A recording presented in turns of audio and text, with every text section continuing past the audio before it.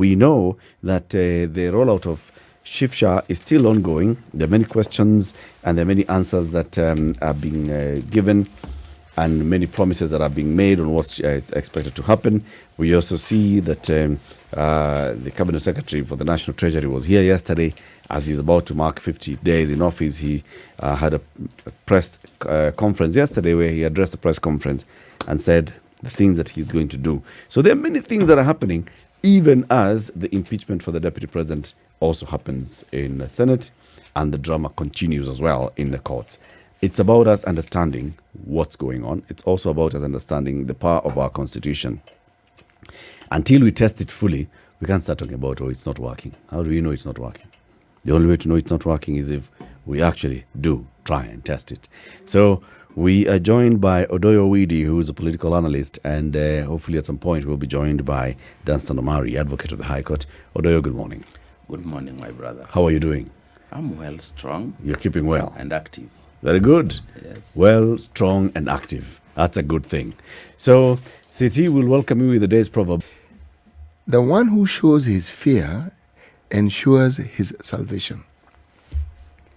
The one who shows his fear ensures his salvation. Yes. Odoyo, what's your interpretation of this proverb? Cowards live longer. Cowards live longer. Yeah. So it's better to be a coward than to stand up and start showing you're courageous. Yes. Yeah? You know, in Luo they say, the brave what? Is it not rhino? The other animal is buffalo. It's the one who has its skin used to make a shield. You know, buffaloes. They fight. Yeah, buffaloes have a very thick skin, and it is normally used to make shields. And the brave one that goes in front always ends up with its skin on the shield. The ones behind, those ones, no one touches them. No one touches them. They go with their skin to the afterworld. To the afterworld. Well, that's a big thing. That's a very big thing. So it's good to have you here, Odoyo, and we'll have this conversation. At 9 o'clock, we'll open the phone lines. We want to hear people's perspective from what we've seen in the National Assembly, we've seen in the courts, and now we are seeing in the Senate. What do we make of this whole drama and hullabaloo? Advocate Danstan Omari is also here. Good morning, Akili. Morning. Hi. Very well. It told me he was being impeached, so I'm here. I'd wondered. Kwani, what happened? Not impeached, not abducted. None of that. Very good. Good. It's good to have you here. Thank you. So you just missed the proverb, but we'll repeat the proverb. Now a repeat of the proverb. From the People's Democratic Republic of Algeria. Thank you very much, Lord Danstan Omari. Asante sana. Tumeshukuru. Asante. The one who shows his fear ensures his salvation. The one who shows his fear ensures his salvation. Yes. What's your interpretation of this one? For those ones who think they are heroes, people walk there crying and mourning out of death. Those ones who respect and calculate, they are sure that they'll be living tomorrow, whether they are called cowards, whether they are called what. That is my interpretation. Good one. So are they telling us that these people that it's better to be a coward? It's better to be calculative and not to be a coward. Calculativeness is the whole issue. The impeachment we are looking at, is it a calculated move from both sides or it is a blind move? Okay. Those ones who are calculative walk out victorious. Those who didn't calculate and anticipate the type of attacks that they are going to face, then they get flat-footed. What do you make of that, actually, now that you've brought it up? So in this impeachment motion, looking at the both sides, and there are many both sides here. Yeah. Okay, there's the both side of the National Assembly now that we're in the Senate, but there's the both side from the accusers. The accusers are not just Mwengi Mutuse. The accusers are a group of people who sat down and said, you know what, we have got to deal with this. From those side and from the other side of the Deputy President, who do you think is more calculating? The accusers calculated to the point that upon them releasing the attacks, the Deputy President will resign. they never anticipated that he will stand to the last. So they are trying to catch up to deal with the areas they never anticipated the deputy president to go. So they have been found off guard. And that is the fumbling that you saw in the Senate is purely for none of they listen to their case. As a lawyer, I'll tell you, you listen more to the other side, not to yourself. They listened to themselves, they prepared their case, they never prepared for the defense. And the defense listened to them and prepared their case. So in my own view, I think the deputy president's imagination is that he's going to be at the Supreme Court. His preparation is to the Supreme Court. The accusers imagined he'll throw in the towel when the motion passed. So that is, to me, the accusers didn't calculate well. Why do you think they would imagine he would throw in the towel? For what? It was more of a... If you were to put yourself in their head, right? In their head. They imagined that the type of allegations that they have put across are so ignominious that any reasonable person will not want to defend himself. That is why Mutuse put everything. Bring 100 companies, just put them there. Put figures, 5 billion. Put things that nobody can deal with the question of stealing from a dead brother. All these things were aimed to whip emotions. The tide started when public participation came in. It was a rude shock. The second issue came to the second public participation at the constituency level. The story changed that let all these two people go home. It's not about the deputy president, it's about the presidency. Let them go home. The story came, the deputy president is now ready after being whitewashed to 81 to 40 something. He's still standing tall. Fake letters came. He has resigned. He has resigned. He has called Spice FM to resign. All of those were hot air. He appears in the Senate. The man is still there, listening and ready to fight. And he's determined to move further. After failing 29 times in court, he's still standing tall.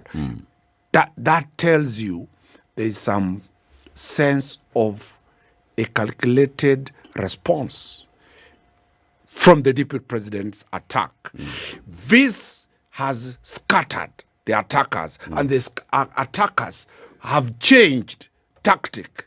The real attackers of UDA, the real movers of UDA, have left the skunk to ODM. It is now ODM. None of them appeared at the Senate, or if they were there, spies did not see their faces because they had masks. They did not appear. And I'm telling you, they will not appear. The skunk has become so big. They're walking away from it. They are walking away from it. They will only appear to vote as voting robots. Because the question is, the debate has now moved away from parliament, from Senate to the public. And the public seems to be listening to the DP.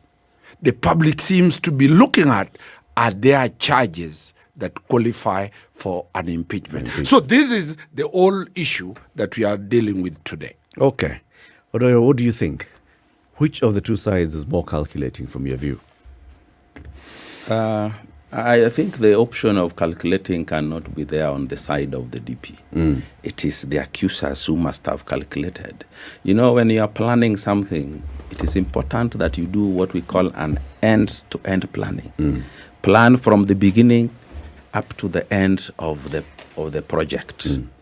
Whoever brought this, actually, there's one mistake probably was made by the planners. I think Mutuse may have not been the best. They would have needed a seasoned lawyer to do that. Nevertheless, what do you mean, charges. Boss. Mutuse was articulate when he was presenting his case It is in the okay. National Assembly. It is He was- okay. Even he was yesterday, actually very articulate. during cross-examination in It is chief, okay. he was very good. It is okay. Let's move on. You know, I saw the way, okay, the charges against the DP remain real and remain true. But I saw the way lawyers ran roughshod over Mutuse. That I cannot allow even when I am not one. You cannot start asking me questions that are very unrelated to what is before us. And you tell me that you must answer. I will tell you no. I have personally gone before even the Senate and told them, don't tell me about standing orders. I have never been elected to Parliament or Senate anytime. So don't tell me, just get the information from me and we move on. That is how you deal with these people. But when you cow and step one step back, they will demand 5 of them. Mm-hmm. Nevertheless, Rigathi brought this upon himself. And I have listened to the way the lawyers were trying to confuse the senators and even the accusers. Listen, last night, they are telling you, let's read what agreements we had in Ford Kenya, ANC and UDA about shares. But they are forgetting that what the DP was talking about was not shares to political parties. It was shares to regions and people of Kenya. What's the difference? The difference is political parties can have anybody in Kenya. And you can move from one political party to another without costs. But you cannot move from your community to another without cost. You cannot move from one region to another without cost. And those agreements that were made on the basis of shares, 30%, they were made between political formations, between political parties. What Rigathi has been talking about are shares to communities and regions, which is against the Constitution. So those lawyers simply went to confuse those people. And I noticed most people did not even notice that confusion they were bringing along. So I think Rigathi Gachagua still deserves to go home so that we have sanity in Kenyan politics. Mr. Owidi. Yes, sir. Surely. You, of all people, should know that our political parties, by and large, represent ethnic regions. By and large. Him of all people, why? Because he's a politician. and I do agree with you. Yes, by and large. But we must not allow politicians to hide behind coded language. Yes, because the national representation of political parties exists. Of course. In fact, bless you, the really large political parties have that representation that you speak of. But the smaller ones, they are... I think what you are talking about is true but not logical. Look at Mombasa. The Secretary General of UDA is from Mombasa. The chairman is from Mount Kenya. The treasurer is from Kisii, and so on. So that party cannot be a regional party. The deputy party and leader, the deputy party leader is from Mount Kenya, and so on. But when the DP comes to talk about regions, to talk about people, anasema watu ambao wako na shares, watu ambao walitupigia kura. He is not talking about parties ambao walitupigia kura. He's talking parties ambao wako na shares. He is not talking about that. He's talking about people and regions, which the Constitution bans. But those agreements that were made, that they were relying on, that they were saying he is following his leaders, he is following the agreements were made. The agreements were made between political parties, actually political formations. Political parties have everybody in Kenya. Okay. Did Kenya Kwanza receive votes from regions? Exactly. Bring me to another thing. Are there regions that overwhelmingly voted for Kenya Kwanza? They are. Okay. Yes. Are there regions that underwhelmingly voted for Kenya Kwanza? Yes. Did the president come to the region that you come from and say, lakini nyinyi watu bwana hata nyinyi bwana? Ni ungwana bwana, yenu mlinipatia kura ngapi? Exactly. Did he do that? Exactly. Spoke about the region. So he didn't speak about the village. So when Rigathi Gachagua was talking about regions voting for them, he knew who comes from those regions. But political parties which had agreements before the elections, you cannot tell which region is those parties. It is from the votes that you begin to see, majority of the votes came from these communities which are living in these regions. So when you talk about the shares are distributed according to voting, you mean tribes and regions. You don't mean political parties. The agreements that are accepted in law are agreements between political parties. Odoyo, it could be argued it's your interpretation, which is very good. Same as not interpretation, it's reality. Reality, which is very good. Yes. Same as the reality that, for example, PA is predominantly a Kilifi party. Same as the reality that Maendeleo Chap is predominantly a Ukambani party. Same as the reality that UDA is predominantly Rift Valley, North Rift, and Mount Kenya. Same as the reality that ODM is predominantly where? Nyanza, Coast, Western. Same as the reality that Ford Kenya is predominantly Bukusu. Bas. Is that reality? Let's look at it. Let's look at it this way. Is that reality? Let's look at it this way. I like your choice of predominantly. Yes. You are not saying UDA is equivalent to Rift Valley or equivalent to Central. Yeah, No. Predominantly. But remember, as you say ODM is predominantly the lake. Do you realize that that lake has only about 2 million voters active? But how many votes did they get? Almost 7 million. It means we cannot run away from the fact that political parties include the whole country. Of course. And in fact, when you go to say Mombasa, That's why you the find winning Kenya candidate in the election Azimio. had 50% plus one. Sorry?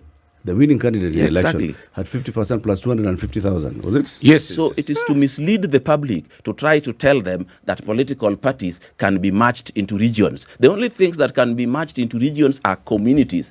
And Rigathi Gachagua has relied on people and communities and regions. He has not relied on political parties. And the agreements that talks about shares that he was referring to, that they were citing in the Senate, were signed between political parties, political formations, not regions and not communities. How did they leave you out of the team that's supposed to help prosecute this matter? They left me because your friend made sure I don't appear anywhere worth it. I would be in Bunge today if it's not your brother.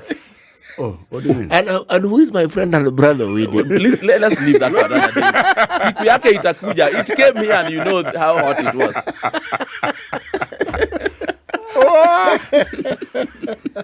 Where do you see? So, Wakili Danstan Omari says that he sees the deputy president going all the way to the Supreme Court. Yes. Right? And that the accusers had seen the deputy president having vacated Karen by now. Yes. Right? Where do you see this ending? Let me tell you, our Akili are also human beings. They are also driven by emotions. They are also driven by the side they choose to support. But when you look at the Constitution, this process is supposed to end at the Senate. If it proceeds beyond the Senate, it only means that maybe the DP has grievances about the process, and that would take him there. But by that time, we will have a gazette notice indicating that we do not have him as our DP. So hiyo plan yao pia ni yao na hawa pia wako na yao. So waende Supreme Court when they are not the DP. Can I weigh in? Yes. 4 critical issues come into place. 1, the DP is being accused of being a tribalist, of having a notion of shares, being that he was fighting for the shares of the Murima. I want Kenyans to be very clear on this matter. Look at all appointments. All appointments are gazetted in the Kenya Gazette. Nowhere you'll see a DP having appointed even a cook. The office of the deputy president does not have any power to appoint a parastatal head, to appoint an ambassador, to appoint a PS, to appoint anybody. All appointments presidential are signed by His Excellency Dr. William Samoei Ruto. Where is Gachagwa's signature? All cabinet appointments are done by cabinet secretaries. Gachagua is not a cabinet secretary. Anybody trying to link Gachagua to tribalism. For example, I come from a community called the Gusi. We don't have a PS. It is not Gachagua who appointed the 16 PSs from Rift Valley and the 16 PSs from one region called Mount Kenya. So let us face the reality. Nowhere has Gachagua appointed any Kikuyu into any position. Not even his own house girl. It is the Public Service Commission and State House that sends those people there. The second notion, my good brother says, political parties are predominantly region-based. Let me be very, very, very clear. ODM has joined UDA into government, and I said they have carried the skunk of prosecuting. They have denied that. They have said they have not joined the government. They have denied, and I will give that. They were given 5 slots. The Attorney General and 5 cabinet positions. They give 2, 3 to Luo Nyanza. Get it very clear, Luo Nyanza is not Nyanza. Nyanza has 3 predominant communities. The Kuria, the Luos, they have assimilated the Subas and the Gusii. And the Gusii. So when we talk of Luo Nyanza, it is very, very different. ODM is a purely Luo Nyanza party. Third issue, my good brother has put it very clearly that by Friday, Parliament has been summoned to vet the incoming DP. Let Kenyans get this very clear. A replacement and assumption of office of a deputy president is the same as that of the president. It will be gazetted. They will do it at Kasarani between 10 to 2 p.m., just like Ruto was handed over power. So anybody lying that they will swear in the incoming deputy president at midnight, that cannot happen. There is a trick to try to do the Sonko style. When the judgment was being read, there was a judge at the city hall to swear in the deputy Kananu as a governor. By the time somebody was going to court, already there was a governor. Remember, the law talks of that within 14 days after the vacancy arises of a deputy president, a name shall be nominated. That name should be taken to Parliament to be discussed within 60 days. What does that mean? This is not an appointative position. This is an elective position. It is not like cabinet. The deputy president, once nominated, becomes an elected person. The issues that are going to arise, Latiff, is who is going to verify that lady, that man, that nominee's ID. The IEBC does that. Who is going to check whether he has dual citizenship? The IEBC does that. Who is going to check whether he is in the voters register? The IEBC does that. Who is going to check whether he's above 35 years? The IEBC does that. There is a constitutional lacuna. In the event Gachagua leaves, how do we deal with that question? Ruto and Gachagua presented their documents to the IEBC. They were cleared to be the ballot. The cabinet ministers do not present their papers to the IEBC. Maybe this is showing calculation. Serious. Maybe this is calculation. You know? So there's a vacancy in the office of the deputy president which cannot be filled. Maybe this is calculation. Fine, it's calculation. So we are seeing all these things. Wakili, take us through this from your legal interpretation. Once there's a vacancy in the office of the deputy president, the Constitution says that within 14 days, go on. Once there's a vacancy, and that vacancy is not declared by the Speaker, it is declared by the IEBC commissioners. What? The vacancy of a deputy president is not declared by the president nor the Speaker. it is the IEBC's mandate. Once it is declared, the president has 14 days to nominate a candidate. Wait, let's pause there. So even in the event of death, it's the IEBC that will gazette the vacancy. It is them who declare. Why? Where does it say that? I can't be carrying the constitution here, but under the IEBC Act, that is a preserve of the IEBC under the IEBC Act. To declare vacancies in To all. declare vacancy. The speaker will gazette. REITs. They will gazette. The IEBC will declare that this place is now seat is vacant. vacant. The president, within 14 days, shall nominate a person. That person's name shall be moved to the Speaker of the National Assembly. Within 60 days, that name shall be discussed.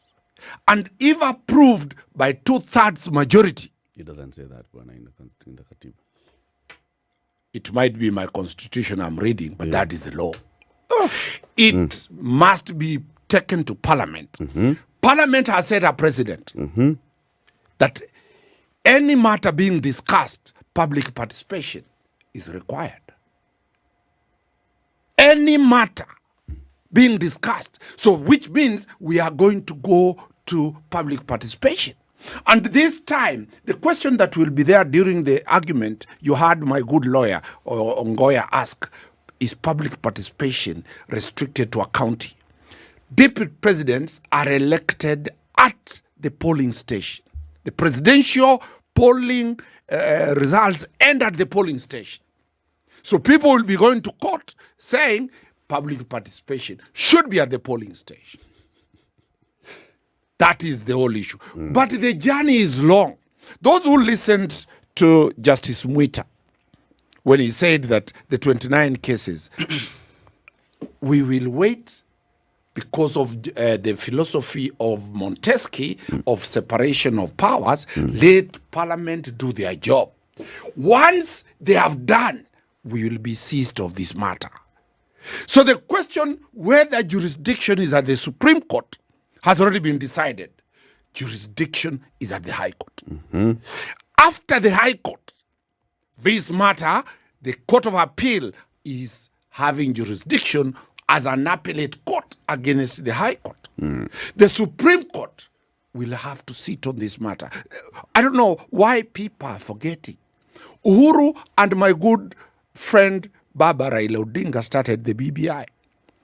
It lasted in court 4 years.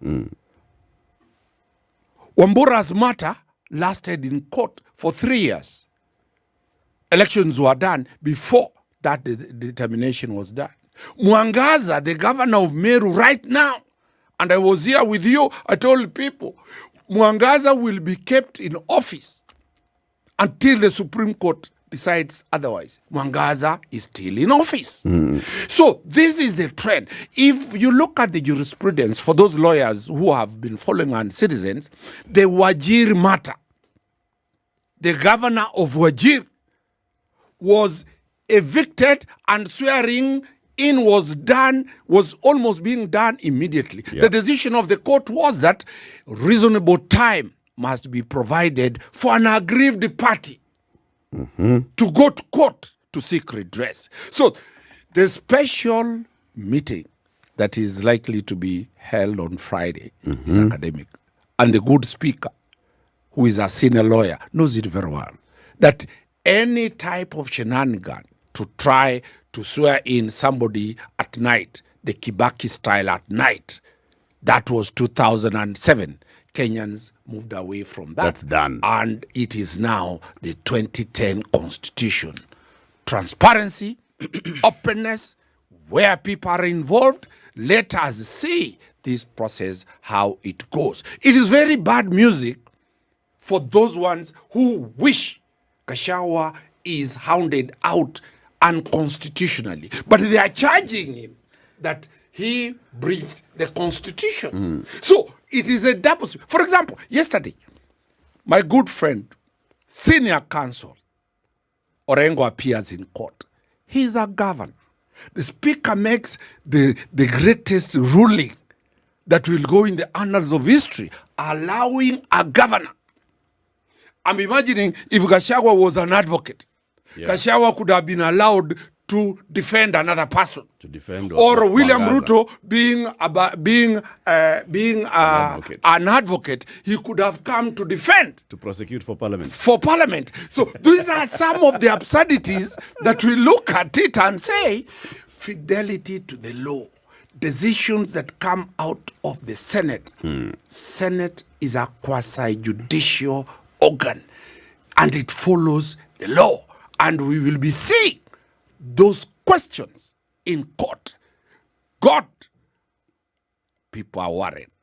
If the threshold of Muthusi goes to court, which court will believe and trust? Yes. I think my friend Omari is a great speaker. And if you are a pastor, that church people would really get saved.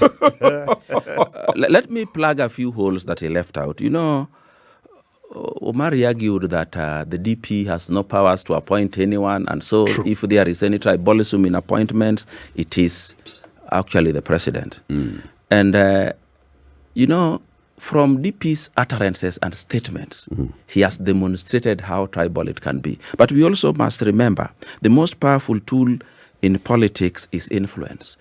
DP Gachagua has multiple times tried to influence the appointment of the people from Mount Kenya in government. At one point in time, he was insisting that he needs 8 CSS in the Mount Kenya region immediately after the GNC uprising. He made that statement. And that is more tribal than trying to say it is President William Ruto who appoints. Because Did he succeed? Sorry? Did he succeed? Who? DP Gachagua. He did, of course. He got the 8. To an extent. I think there were 7 or something. I'm not very sure with the figure. So he is he's the actual appointing authority. No, we are not talking about, you know, the accusation. De facto de jure. Let me just speak. The whole thing about accusing Gachagua of being a tribalist is not from his appointments, but from his statements. And when you want to bring in Ruto there, when you have not placed his appointments on the table and say this is absolutely tribal, is to get it all wrong. I have seen a list going around in Kenya sometimes back of the people from the president's community being the majority in government without tabling lists from other communities. I think that was being dishonest. But also, he talked about Kisii not having a PS. PSS went through a recruitment process, went through an interview, and it was done. But also remember, Kenya Kwanza. So it's the competent ones that got the job. Yes. You also remember Kenya Kwanza were trying to distribute, ensure that everybody got something. And actually, that is where Mose comes from, the Solicitor General. That is where Osoro comes from, the, I think, majority whip, and so on. So there was a way of distribution. Even the speaker was distributed to where it ought to go after elections. But let's also get something. He talked about the president has included ODM in government. True, it's ODM, not the region. It's ODM, not a community. So ODM has leadership right from the coast. In fact, today, remove Raila and you have all the 3 deputies from not his region. So we have to accept that political parties are not entirely tribal. The small briefcase ones that you talked about, that Sigei Pa is largely, those ones are briefcase ones. Don't talk about them here. So when we go to something you said, which you must be challenged very highly, Wakili, is to suggest that DP is an elective position. The Constitution only contemplates the election of a president, but demands that the president must nominate his deputy before the elections. We have had impeachments here before, including the latest one in your backyard, Kisii, of a deputy governor. And they did not demand that the IEBC declare that seat vacant first, because after that, there is no election to take place. The governor nominates. After the DP has been impeached, the president will nominate, parliament will vet, and he will be gazetted as the new deputy president in the country. So let us not run away from these facts. So DP is nominated by the president and IEBC has nothing to do with it. Public participation is the most misinterpreted thing in this constitution. When you look at Article 118, it only talks about Parliament being open to the public, so that the processes taking place in Parliament is open to the public. The mischief public participation came to Kiwa were things like swearing somebody at night, waking up and find that a sitting president has introduced a law into Parliament which says you cannot sell unprocessed milk, which says you cannot use animal manure in your farms like President Uhuru Kenyatta did. Of course, Omari was an adult and a lawyer at that time. He said nothing. But so let us not bring issues which don't matter. Actually, when you see the way public participation was done this time, it was done just because of political reason. But the real public participation, as envisaged in Article 118, is to ensure that the public is participating in Parliament by seeing whatever else is going. So in case they have a protest, in case they have a view, that view can be incorporated, but they have no vote in that Parliament. Personally, you know, I chair a board of the Victoria South Waterworks Development Agency. And by law, myself, my corporation secretary, and my chief executive officer all have to participate in the deliberations of that board. But we do not have votes. But we are participating. Similarly, the public must participate in parliamentary business. That is what the Constitution says, and that is what's envisaged, and that is how the mischief of excluding the public when decisions affecting them are being made was cured. So it is possible to participate, but you have no vote. The public is participating in what Parliament is doing, but there is no votes. In fact, let us not mistake public participation for a referendum or an opinion poll. In fact, those papers were unnecessary in public participation. As long as Spice FM is covering Parliament, the public is participating in the process. Is that what Me the courts have and said? Wakili participated in the process that was going in Parliament until midnight before we went to bed. This matter of public participation has ended up in court many times. Yeah, absolutely. And the courts have pronounced themselves. When the courts were saying that this NHIF housing fund thingy has not gone through sufficient public participation, so halt it. Were they saying that TVs were off? When they were saying the Finance Act of 2023. No, don't ask many, just that one. When I answer, you will answer the answer you're asking again. Okay. In all those cases where they've said there was no sufficient public participation, it is what meaningful, sufficient and meaningful public participation, or whatever the words are. Do they mean that Parliament is not broadcasting? Let me tell you. Tell me. The matter of affordable housing, where did it come from? Where did it originate from? If it originated from Parliament, then in that Parliament, if the TVs are covering the process of bringing that matter onto the floor, canvassing it, and then voting for it, that was public participation. What I am telling you, both some of the courts and the lawyers have misinterpreted public participation as in Article 118. We can read it here, and anybody who understands English as well as me and my brother Omari will understand what public participation that is envisaged in that constitution was. It was not meant that public participation replaces Parliament. In fact, even if in public participation, everybody said opposite what Parliament has decided, the public cannot replace Parliament. In any case, when the Constitution gave Parliament the power to impeach, that Constitution was endorsed by the public through a participation called referendum. Okay. Public access and participation. Yes. 118. Parliament shall conduct its business in an open manner. Public. And its sittings and those of its committees shall be open to the public. Public participation. There's no mention of public participation there. The heading of what you are reading is public participation. B. Facilitate public participation and involvement in the legislative and other business of Parliament and its committees. Yes. Parliament may not exclude the public or any media from any sitting unless in exceptional circumstances. That is 118.2. Exactly. Circumstances that the Speaker has deemed that there are justifiable reasons for the exclusion. So facilitating of public participation, this is just one part of it. Yes, yes. It is not the only part where the principle of public participation is mentioned in the Constitution. Let me tell you, nothing stopped the crafters of this Constitution from telling us that go and record. If we are going to take public participation as a voting system where we record who voted on which side, we will have to have registration of voters. What if somebody comes to parliament and say, I was in Ombaso Bay to do public participation, but I was sent away? Because public participation as written, what we have read is what they meant. If they meant that we go to the counties and constituencies to count who decided on what, it could have been stated here.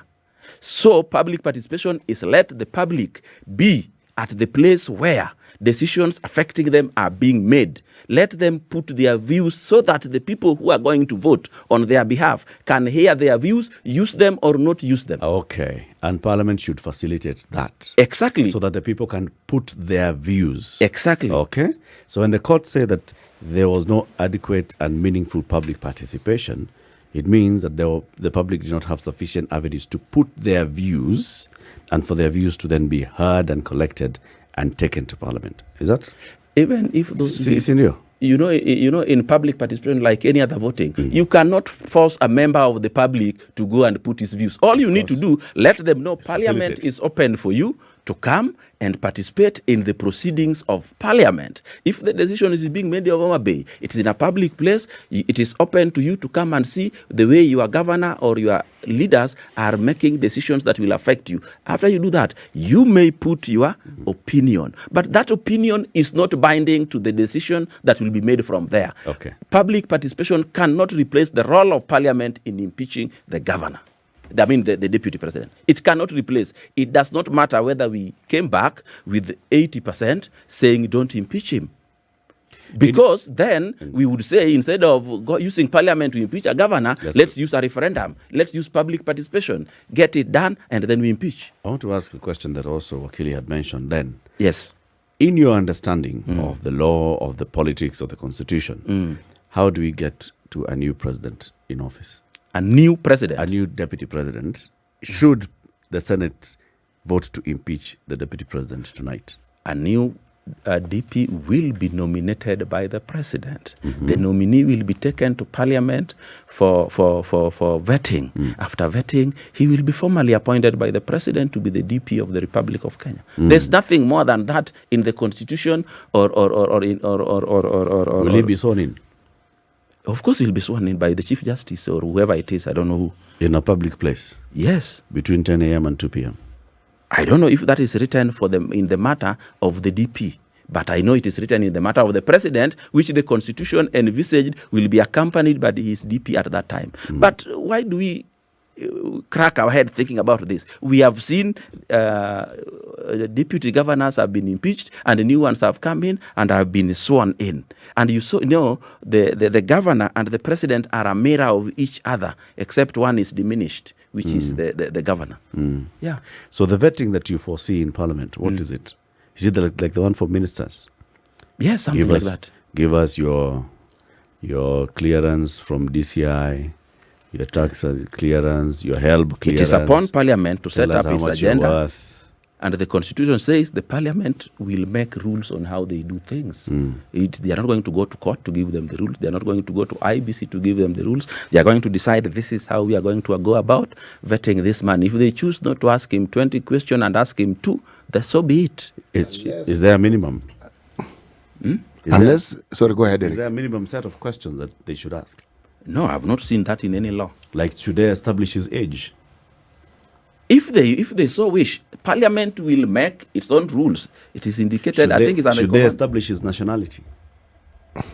Of course, if the person they are electing has a Kenyan ID, they will have established his nationality. What is the issue? And in those IDs, it is written whether you are born in Kenya or born elsewhere. Should they establish whether he has we can't argue like it is only IEBC who can establish our nationalities. Anybody can do, including the provincial administration. Anybody can, including that Parliament itself. The many things that Parliament do, they don't refer to anybody. Like when they decided to do public participation, they did not ask IEBC to go and help them do public participation. They did it their own way, their own style. They make their own rules by law. Actually, and when you tell me... Owidi. Yes, sir. This thing of they make their own rules is not true. It's true, it's in the constitution. No, the guideline has to be that very constitution. It has to be, and in cases where the constitution details a process, Parliament cannot go against it. They have their standing orders, we understand. And that is what they use to conduct their businesses. Omari sitting here knows Parliament makes its own rules. I have not said they don't. I have said it has to be in compliance with the constitution. Exactly. So, yes. So which constitution are they going to breach if they made their own rules? Oh, I am not discussing the breach. I'm just making that simple point. Nothing more. That principle is taken in. But again, let's go to the news. Let's go to the news. The conversation continues after the news, all right? Okay, and we'll open the phone lines as well to hear from you. So these very high-stakes games, what's your reading of it? The Deputy President's impeachment going on in Parliament. Odoyo, Owidi, political analyst, and Danstan Omari, advocate of the High Court. It's Eric and CT with you. This is the Situation Room, the only way to start your day.